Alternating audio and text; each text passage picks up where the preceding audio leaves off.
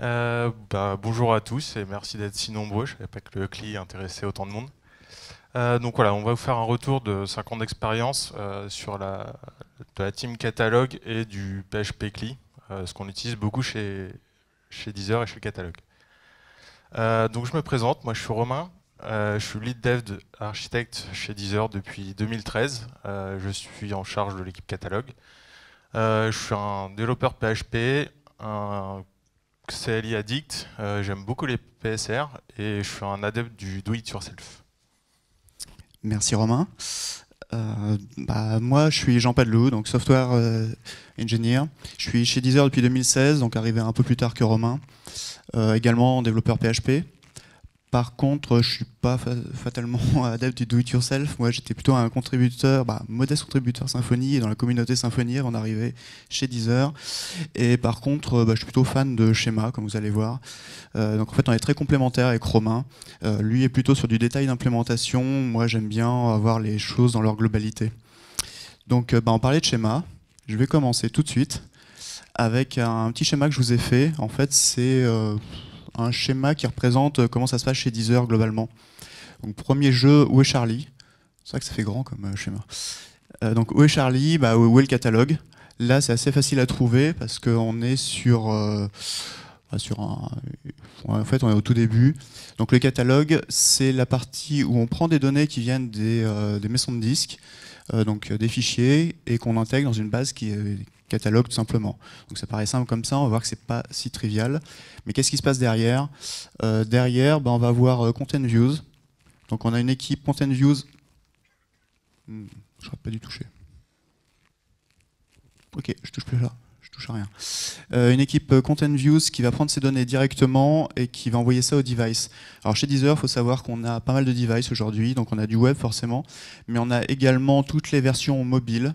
Donc Android, iOS et autres. Également, on a Deezer sur les chaînes Hi-Fi aujourd'hui, sur des téléconnectés, sur du Google Home, du Chromecast.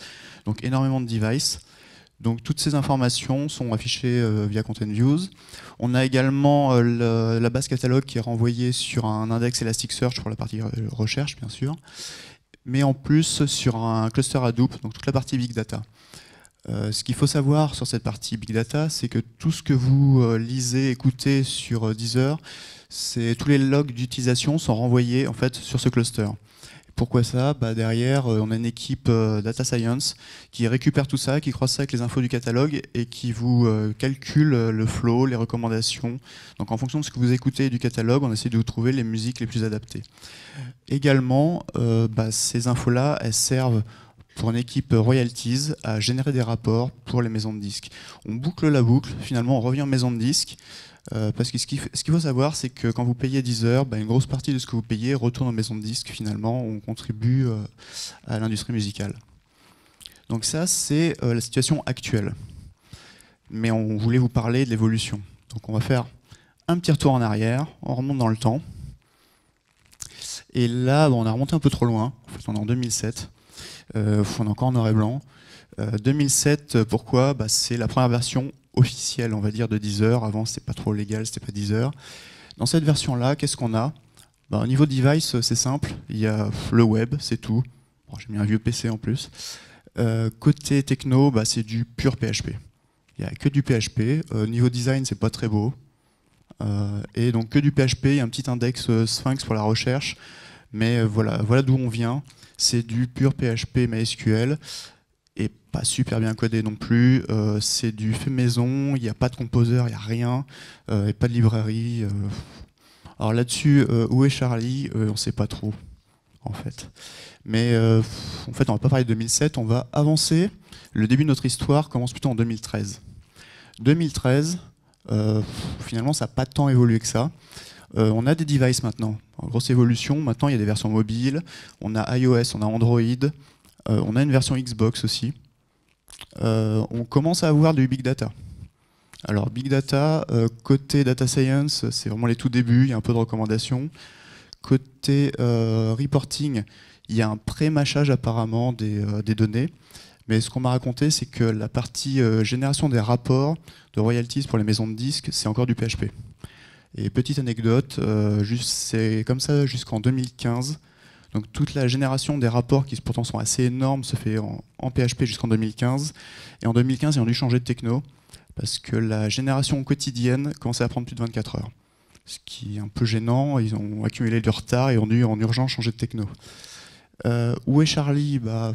Voilà, côté PHP, ça n'a pas trop bougé, il y en a un peu partout. Mais heureusement, 2013, il y a un événement important chez Deezer. Il y a une petite révolution, on va dire. Il y a Romain qui arrive. Voilà. Moi, quand je suis arrivé, il n'y avait pas grand-chose au niveau PHP et CLI. C'était vraiment le minimum, 2-3 scripts qui faisaient à peu près toute l'exécution d'un port. Donc du coup, je vais revenir un peu sur les débuts de ça et voir l'évolution, et du coup, vous présenter un peu l'évolution et ce qu'on a pu mettre en place chez Deezer. Donc les basiques du PHP CLI, ça sert à quoi? Ça sert à exécuter des tâches, ça sert à exécuter des tâches qui sont longues, ça sert à exécuter des tâches qui sont répétitives, qu'on va programmer en cron, et ça sert à exécuter des tâches de manière asynchrone. Qu'est-ce qu'un script finalement? C'est un script qui est exécutable en ligne de commande, qui va éventuellement gérer des arguments, qui va effectuer cette tâche et qui va avoir éventuellement une sortie sur la console. Donc là, le premier exemple, c'est en gros c'est ce qu'on avait à peu près quand je suis arrivé. Il y en avait quelques-uns avec des arguments, mais voilà, c'était pas très joli. On ne sait pas forcément ce que fait le script. On voit qu'il y a juste 2 arguments, on ne sait même pas à quoi ça correspond. Qu'est-ce qui semble pas vraiment bon avec ça? C'est que ça semble être un script procédural, que il n'y a pas d'argument nommé, donc on ne sait pas à quoi ça correspond, et que l'ordre des arguments est forcément important. Du coup, ce que j'ai commencé par faire, c'est mettre en place des arguments nommés. Pourquoi? Parce que déjà, ça permet de changer l'ordre des arguments. Ça n'a pas, du coup, ça n'a plus d'importance. Ça nous permet de nous rappeler à quoi servent ces arguments, à quoi ils correspondent, et d'enrichir l'expérience avec les DevOps, l'infra, qui va éventuellement lancer la commande pour vous. Si on reprend l'exemple que j'avais, finalement on voit que 185 c'est un user ID et que le 0, en fait, je voulais disable un user. Comme on le voit sur le deuxième exemple, on peut changer l'ordre, ça n'a plus d'importance. Et éventuellement pour la version dev ou faire des tests, on peut rajouter des short names, ça évite de taper des noms d'arguments à rallonge. Important, c'est la sortie.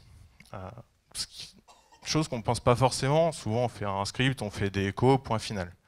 Mais parfois on veut vouloir gérer de manière différente les erreurs et la sortie standard, de dire voilà, il s'est passé telle chose.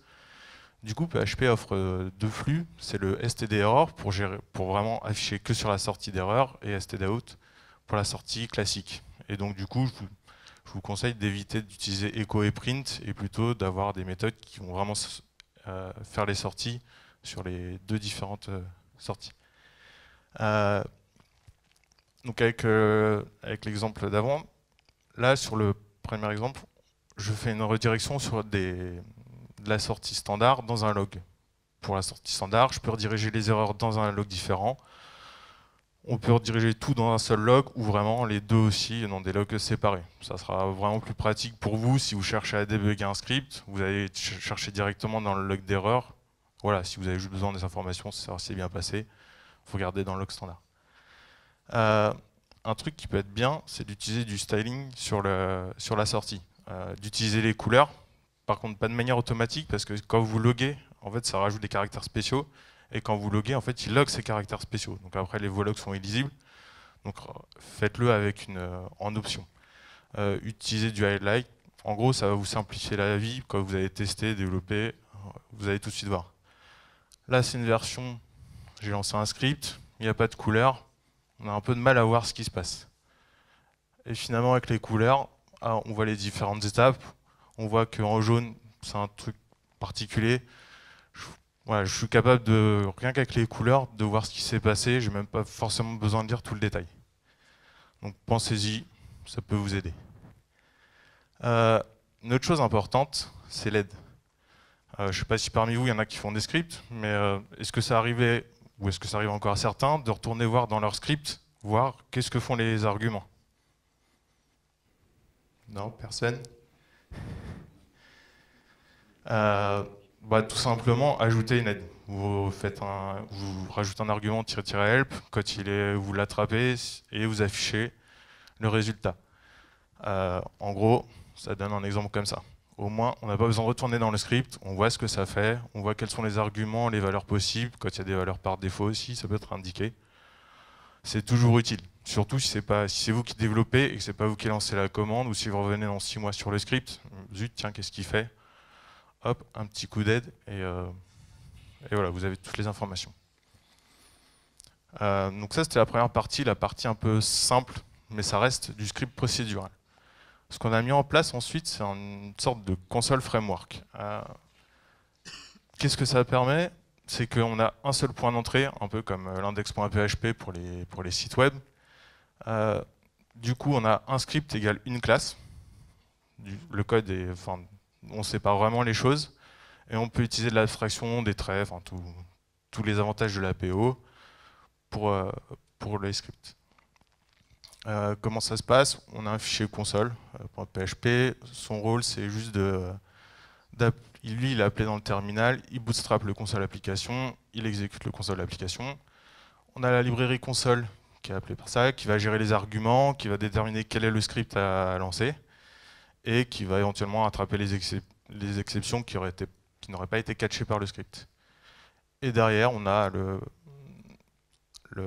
script interface qui vient de dire voilà, on a une méthode before si on veut, je sais pas, toujours afficher la date de démarrage pour savoir que le script a bien démarré, le run qui va vraiment faire l'exécution, le after pour dire ok, tiens, je log, ça s'est bien terminé, afficher des compteurs, des résultats quand on a des gros traitements, savoir qu'on a eu beaucoup de dettes, ce genre de choses, et une méthode help. Voilà. Donc si on revient au début, quand moi je suis arrivé, c'était la première étape, le premier exemple. Donc voilà. Et en gros, ce qu'on a maintenant, c'est le framework style. C'est plus compréhensible, on n'a qu'un seul point d'entrée. Du coup, on ne se focus pas à chaque fois à rebootstrap, comment rebootstrap avec les évolutions. Tout ça, c'est géré par le framework console. Et on se focalise juste sur le développement des scripts. Alors, on va avancer dans le temps. Donc là, on était toujours en 2013, où Chromin commence à mettre en place du CLI à l'époque.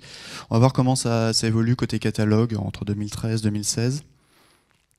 Donc ça, c'était l'intégration. Donc comment on ingère, on prend des fichiers, on les met dans la base. Super intéressant comme slide. Merci Captain Obvious. Bon, pourquoi j'ai fait ça? C'est parce que pour moi, il y a une évolution majeure qui s'est déroulée après.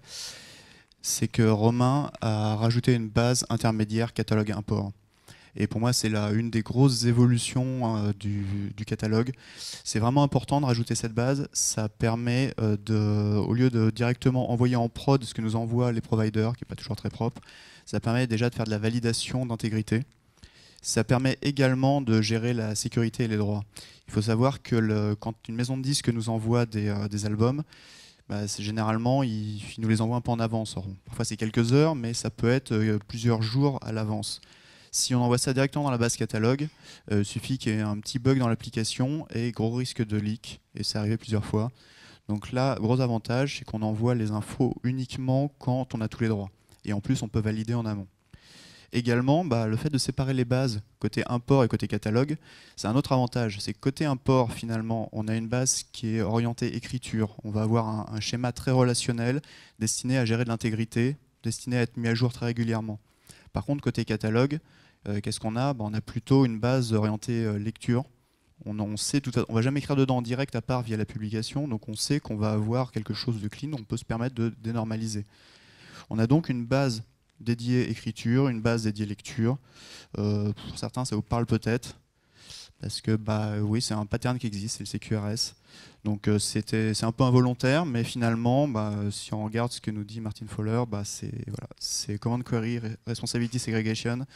On a deux bases, deux domaines différents qui permettent l'un d'écrire, l'autre de relire. Donc ça, c'est une première évolution majeure. Seconde évolution majeure sur le catalogue dans cette période-là, c'est diviser pour mieux régner. Et ça, c'est également un gros ajout. À l'origine, il y avait un pauvre script qui importait tout d'un coup. Romain a découpé ça en plein de petits scripts atomiques qui font chacun peu de choses, ce qui permet derrière de plus facilement les paralléliser, mais également de les simplifier. Chaque script ne fait que très peu de choses. Et finalement, donc, je ne rentre pas dans le détail ici parce que j'en parle là, voilà le chemin d'intégration d'un album chez Deezer.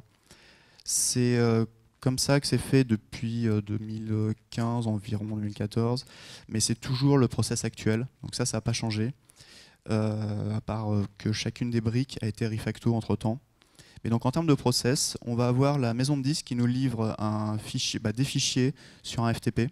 Donc ces fichiers, c'est un fichier XML de metadata et également généralement des FLAC, donc des fichiers audio. Et la première brique, historiquement c'est le flagger qu'on a réécrit crawler, donc j'ai mis les deux.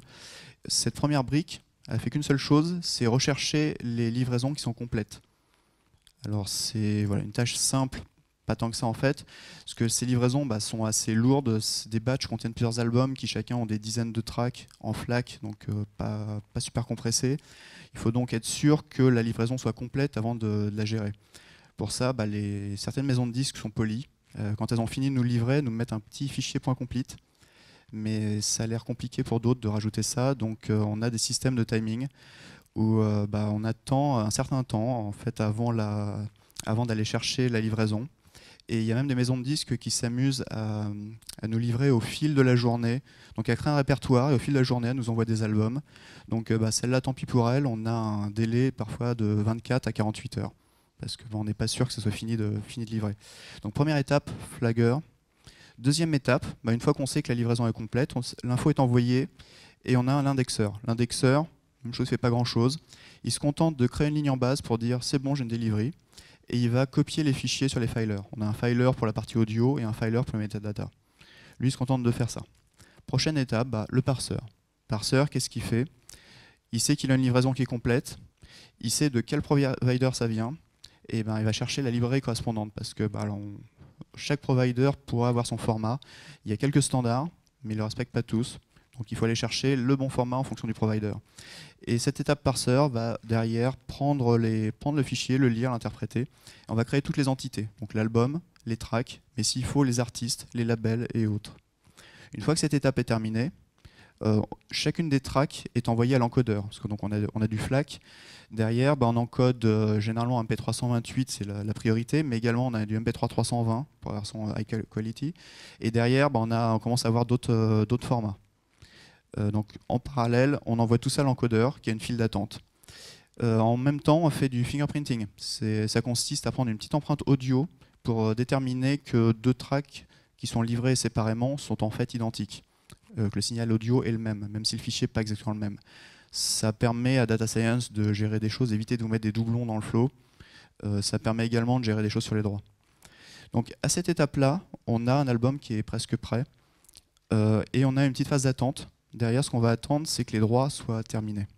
Donc que l'album soit réellement disponible, mais également, s'il s'était livré au dernier moment, on attend d'avoir au moins la version MP3 128, parce que ce serait dommage de mettre en ligne un album qui n'est pas streamable. Quand tout ça c'est prêt, derrière, on envoie ça sur la file d'attente de publication, et l'album est dispo. Donc voilà tout le process de publication d'un album. Mais il faut savoir que les albums ne viennent pas un par un. Pourquoi on sépare ça en plein de petites étapes? C'est parce que en moyenne, donc on a eu 500 000 nouveaux albums par mois en 2017, 500 000 mises à jour par mois, et c'est pas du tout du constant. En fait, on a des gros pics, parce que tout le monde va être dispo le vendredi à minuit. Donc on a des pics qui font qu'on a absolument besoin de parallélisation. Et là-dessus, je laisse la parole à Romain qui va vous expliquer. Donc moi, du coup, maintenant, je vais vous parler de parallélisation en PHP Clean. Quand je suis arrivé, pour historique, je rappelle, on avait un ou deux scripts, et en gros, ils étaient planifiés en cron pour tourner toutes les 6 heures. Donc c'est-à-dire que tout ce qui était livré au dernier moment, c'était pas ingéré, il fallait attendre 6 heures, c'était un peu compliqué. Et vu qu'il y avait qu'un script, c'était pas parallélisé. Qu'est-ce que la parallélisation? Là, je vais parler de la parallélisation d'un même script, c'est le même script qui est lancé en parallèle. Je ne vais pas parler de parallélisation sur différents scripts, ni de multithreading.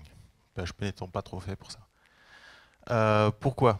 Simplement parce que ça permet, vu qu'on effectue plusieurs fois la même tâche entre guillemets en parallèle, ça va plus vite et c'est scalable. Si on a besoin d'augmenter les traitements, on augmente le nombre de scripts en parallèle. Les exemples connus, ça va être du traitement de messages queue. Chez nous, ça va être de l'album en gestion. On va gérer plusieurs albums en parallèle. On fait aussi du podcast, donc ça va être scanner les flux RSS. On a 24 000, plus de, plus de 40 000 podcasts, donc il faut qu'on scanne tous les flux RSS, certains toutes les 5 minutes.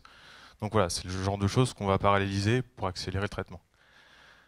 Les limites et les risques qu'on va avoir là-dessus, c'est des données dupliquées. Si jamais vous lancez un script en parallèle et qui traite 2 fois la même donnée, vous risquez d'insérer 2 fois les mêmes données.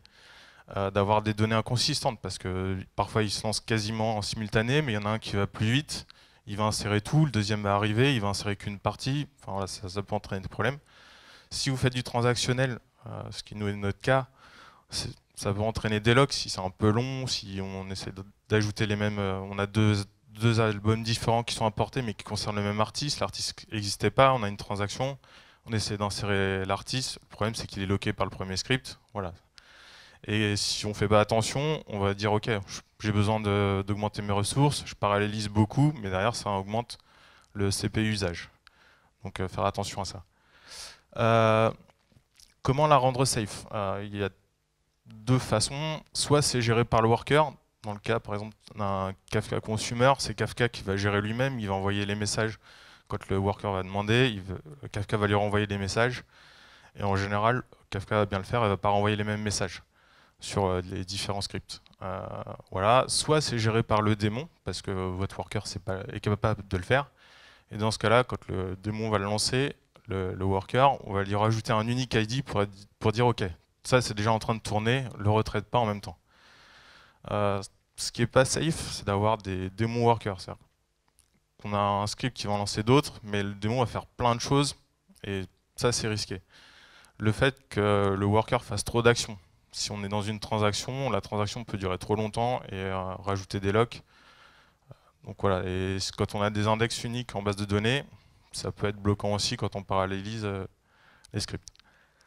Donc il y a 2 façons de faire, il y a le fork via PHP et le démon de worker. Je vais passer rapidement sur le fork. C'est un script unique qui gère à la fois le parent et qui va faire ce process-là va se forker et générer des sous-processus. Et c'est ces sous-processus qui vont effectuer les actions. Moi, je trouve que le code est quand même moins lisible de manière générale parce que dans le même script, on a vraiment les conditions, voilà, même s'il y a certaines librairies qui permettent d'améliorer ça. Comme le script tourne tout le temps, en général, si jamais il y a la moindre update sur le code, il faut redémarrer le script. Et comme le processus est forqué, certaines mémoires, comment dire, variables qui sont créées au début vont être partagées avec les enfants. Et ce qui peut poser des problèmes de mémoire et des memory leaks. Son rôle, c'est d'handler le fork et de processer des items, tout simplement. Donc là, on a un script, il est lancé en ligne de commande. Le parent dit OK, moi je lance des sous-processus, ce qu'il fait, et les scripts enfants, enfin les processus enfants, exécutent leurs tâches. Nous, on est plutôt parti sur une méthode démon worker. Qu'est-ce que c'est? C'est 2 scripts séparés. Le démon, son but, c'est juste de checker ce qu'il y a à faire et de lancer des workers. Il n'y a pas de dépendance entre les process. Le démon, en gros, fait une commande CLI et du coup, ça va générer un nouveau processus ID qui n'a vraiment aucun lien avec le parent. Les avantages, c'est que si on update le code du worker, ce qui arrive le plus souvent, on update rarement le code du démon, il n'y a pas besoin de restart, parce que vu que c'est popé, il fait son traitement et il dépop. Du coup, à chaque fois qu'il est repopé, son code est mis à jour. Il n'y a pas de mémoire partagée. Voilà. Ce qu'il faut faire attention, c'est encore une fois, c'est sur le memory usage du démon. S'il fait trop de choses, il peut finir par cracher à cause d'un memory leak. Donc le rôle du démon, c'est checker et récupérer des éléments à processer. Ça, c'est le get, ça dépend du mode de fonctionnement. De vérifier s'il y a des process de libre et de faire spawner des workers. Le worker, son rôle, c'est juste de traiter des éléments. Donc on a notre script démon qui lance une ligne de commande. Le démon tourne, il lance des PHP CLI sur le worker. Et on a différents process de worker. Maintenant, on va aller un petit peu plus loin dans ce mode-là, avec, je vous parlais un peu d'un système de pool. Donc ça, c'est notre mascotte de notre feature team. Elle a même son Instagram, je remettrai le lien à la fin. Donc la simple pool. Donc on va définir une pool, voilà, qui a 10 process de libre. Et on a du coup notre démon qui va dire ok, moi j'ai des éléments à traiter, j'en ai 100. Combien j'ai de process de 10 de libre? J'en ai 10. Bah, je vais faire spawner 10 workers. Quand il y a un process qui se termine, bah, le démon dit ok, tiens, j'ai un process de libre, il me reste encore des éléments à traiter, je refais popper un worker. Mais on peut aller en mode multipool. Ce qui peut être intéressant quand on a on a une file d'attente avec des éléments qui vont plus ou moins vite à traiter, on les a identifiés. Ce qu'on va faire, c'est qu'on va réserver un certain pourcentage de process pour ceux qui vont très vite et le reste pour les autres, comment dire, pour le reste. Ce qui permet d'être sûr de garantir que pour ceux qui vont aller vite, on aura donc là 6 process de libre tout le temps, mais réservés vraiment au traitement rapide, et 4 pour les traitements qui sont un peu plus lents. Encore une fois, dès qu'un worker dépop, le démon check, il dit ok, bah je relance. Et là on voit qu'il utilise les 6 pour le fast pool, il en utilise que 3 pour le medium pool, il y en a un qui est libre, mais comme c'est réservé vraiment pour le medium, il n'est pas utilisé. S'il y a encore des éléments, il va attendre que les éléments du fast pool se terminent et repopper. On peut aller plus loin, on peut utiliser nous on a mis en place aussi une pool partagée en plus, ce qui veut dire qu'on va garantir des places libres, enfin réservées pour chacun des items, et si jamais il en reste, il va utiliser la pool partagée pour remplir et voilà, pour ce qui est en plus éventuellement. Comment automatiser un peu tout ça? Un démon, c'est bien, le problème c'est que ça peut arriver, ça crache pour une raison, la base de données n'est pas disponible, on essaye plusieurs fois, mais au final on finit par cracher plutôt que de spammer la base de données et dire tiens réessaye. Ce qu'on a fait, c'est qu'on a déjà on a démonisé ça, on a rajouté une surcouche SH à nos PHP, et du coup nos scripts sont lancés en mode démon. Donc je fais mon script, je fais start, et voilà, c'est géré, je peux faire un stop, je peux faire un status, je suis capable de voir, c'est très simple. Les arguments, comme c'est des démons, il n'y en a pas beaucoup, ils sont directement dans le script embarqué dans le fichier SH. Ce qu'on peut faire, c'est que du coup, on a un cron qui va checker le statut des démons. Si jamais il y a un démon qui a craché, on a un cron qui, toutes les minutes, regarde, est-ce qu'ils tournent tous, s'il y en a qui crachent, hop, il les relance. Il a juste à lancer la commande de start et c'est terminé.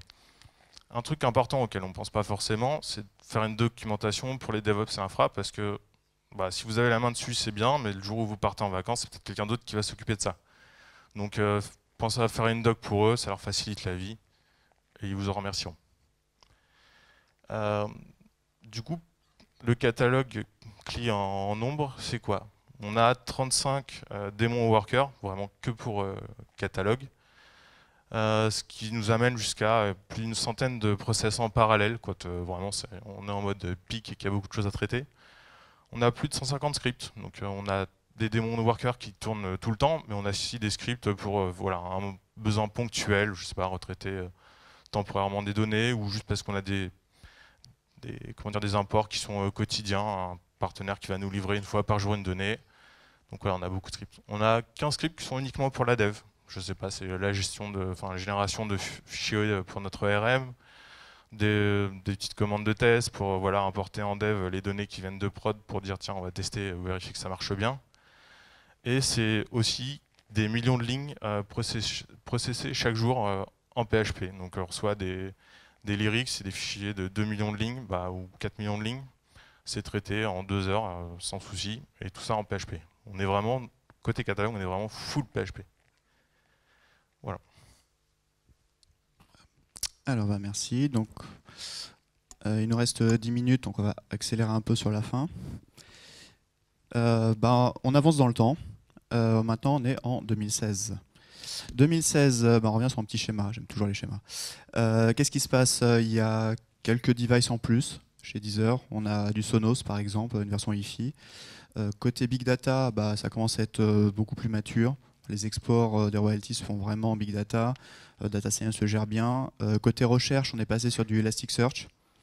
Donc pas mal de choses autour du PHP. Par contre, côté PHP, on a toujours une grosse app monolithique. Il y a un petit Deezer NG qui est apparu, donc Next Generation, c'est un POC pour une sorte de POC pour faire une nouvelle version du code qui serait beaucoup plus clean, gérée par les archis de Deezer et qui serait en full DDD, du Symfony et autres. Mais le gros du code, c'est quand même du legacy. Là-dedans, donc Romain fait un très gros boulot, comme on a vu. En plus, un autre boulot qu'il a fait, c'est de regrouper tout le code de catalogue. Donc il reste dans le Deezer PHP, mais il l'a regroupé dans des répertoires bien définis, ce qui fait qu'enfin on peut retrouver Charlie. Donc on sait où il est un peu éparpillé parce que à cause de on est obligé de suivre l'arborescence classique de ce legacy, mais au moins on retrouve nos petits. Deezer, donc 2016, qu'est-ce qui se passe? Bon là, un petit événement un peu moins important. Il se trouve que je passais par là, j'ai vu de la lumière et je suis arrivé. En fait, première réaction, donc ok, le code, ça va, il y a des choses de mieux en mieux, il reste encore du legacy, mais bon, il y aura du refacto. Par contre, gros problème, on est toujours dans le même Git que l'intégralité de Deezer, c'est une grosse app monolithique. Et même encore plus important que le Git, on est sur la CI de tout Deezer. Qu'est-ce que ça veut dire? C'est-à-dire qu'à chaque commit, on se retrouve à avoir les tests de l'intégralité de Deezer qui sont lancés, alors qu'on fait du catalogue qui n'a aucun rapport. Fonctionnellement, on est complètement isolé. Nous, on a du script en CLI, mais à chaque fois qu'on fait un commit, on a quand même toute la batterie de tests. Et parfois, ça plante, parce qu'il se trouve que les tests ne sont pas toujours très clean. Donc, on est bloqué par des tests qui sont faits chez nous. Et en plus, c'est long. Également les process de mise en prod. La mise en prod est unifiée, donc on se retrouve à chaque fois donc, à attendre la mise en prod. L'infra essaye d'en faire une par jour, deux si possible, mais il suffit qu'un ticket qui ne soit pas le nôtre, qui pose un problème, rollback, et on n'a pas de mise en prod pendant 2 jours. Donc ça, c'est vraiment bloquant. Pour moi, vraiment, il était vraiment nécessaire de se séparer complètement techniquement du reste du code et de créer notre propre repository, notre propre CI, afin d'être indépendant et pouvoir enfin ranger proprement les choses.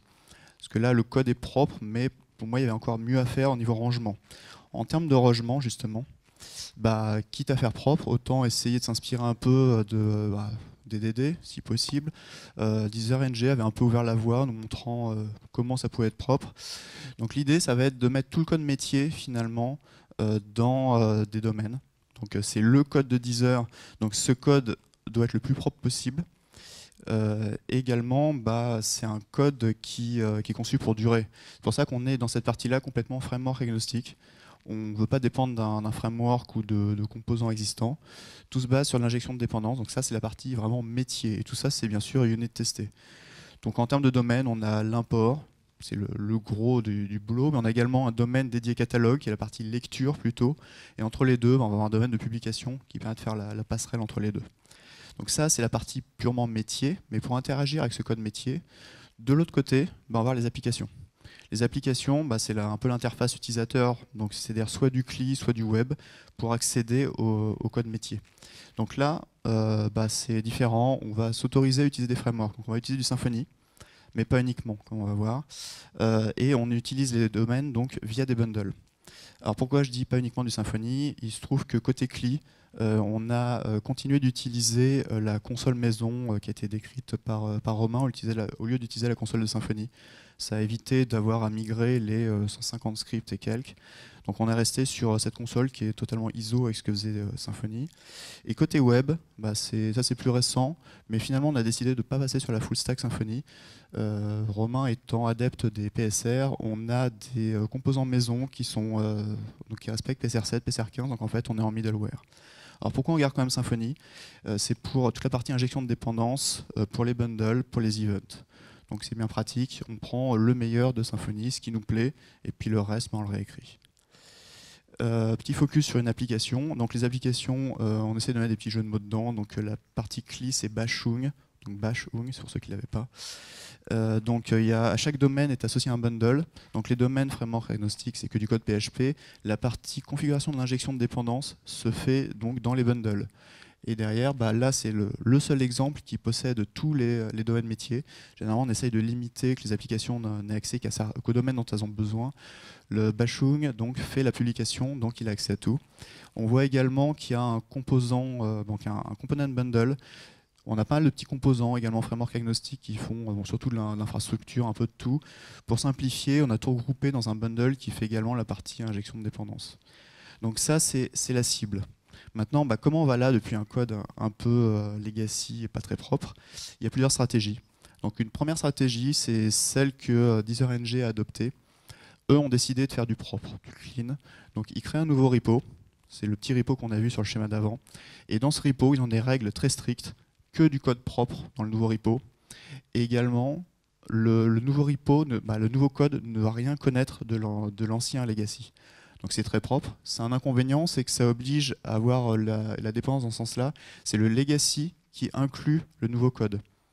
Ce qui veut dire que toutes les anciennes features continuent de rentrer sur le code legacy et font appel à tout ce qui est donc dans NG quand c'est possible. Il faut attendre que la feature soit entièrement migrée pour avoir une entrée qui se fasse sur le nouveau code. Également, problème de synchronisation, parce qu'on a deux repos à synchroniser, il faut gérer les versions. Donc effectivement c'est plus propre. On est sûr avec ça que le code le nouveau code sera clean, n'aura aucun legacy, mais ça prend du temps. Et bon, aujourd'hui par exemple, c'est loin déterminé chez eux, mais c'est propre. Nous, on avait besoin de se débarrasser très vite en fait de ce Git. On a aussi la chance d'avoir beaucoup moins de code et d'être indépendant en termes fonctionnels.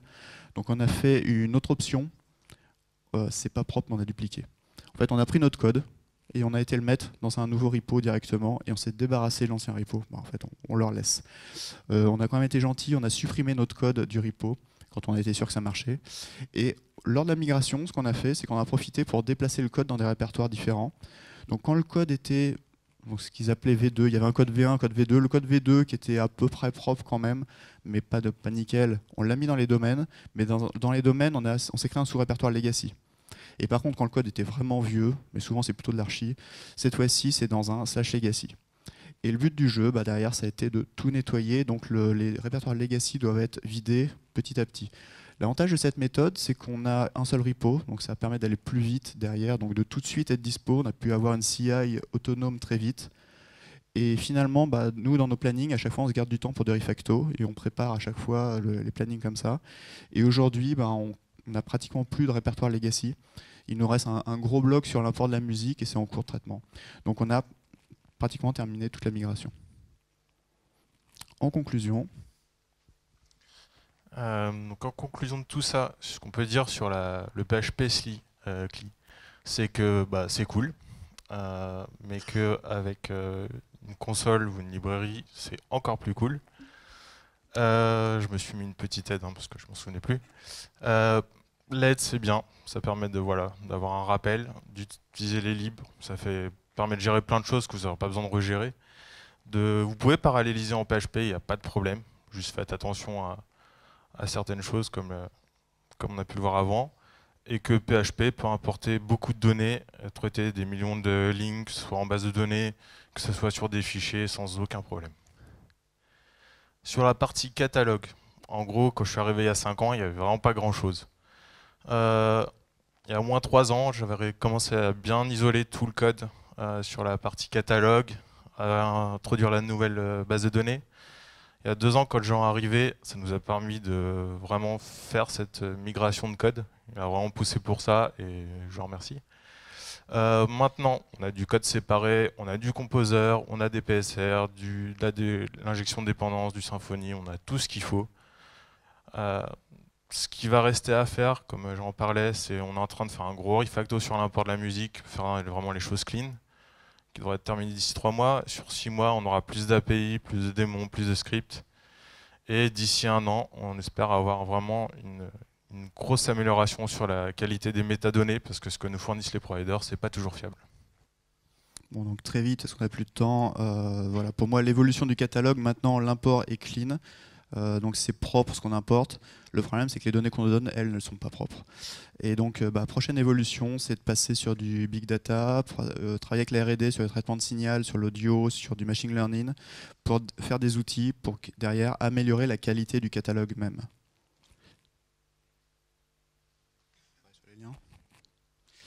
Eh ben, merci à tous. J'espère que ça vous a plu. Merci. Est-ce que vous avez des questions? Je vois pas de bras se lever. Ah si, là-bas. J'arrive. Bah,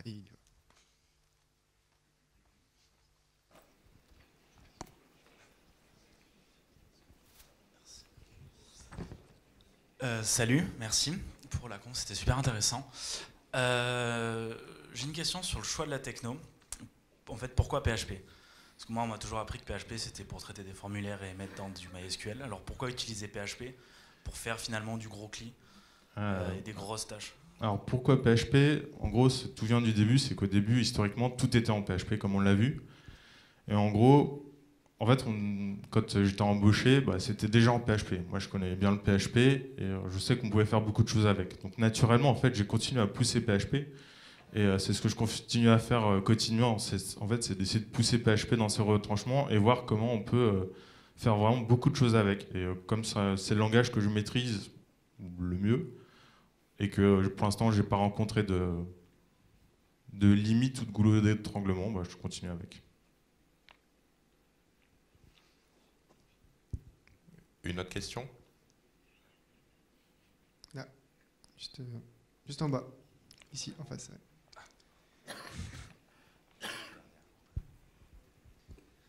Bonjour, merci aussi pour ce moment.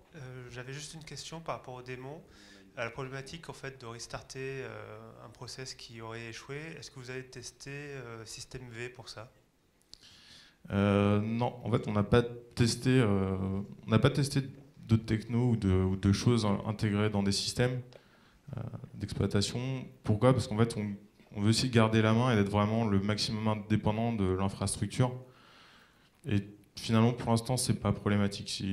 Je sais qu'à terme, on va évoluer sur du Docker et du Kubernetes. Donc, il y aura peut-être des choses qui seront faites à ce niveau-là, mais pour l'instant, en fait, ça nous permet vraiment de garder la main. C'est du full PHP à part un tout petit peu de bash, et c'est suffisant pour gérer tous les cas et toutes les problématiques qu'on a. Eh bien, merci. C'était la dernière question. On n'a plus de temps pour d'autres questions. Donc, merci.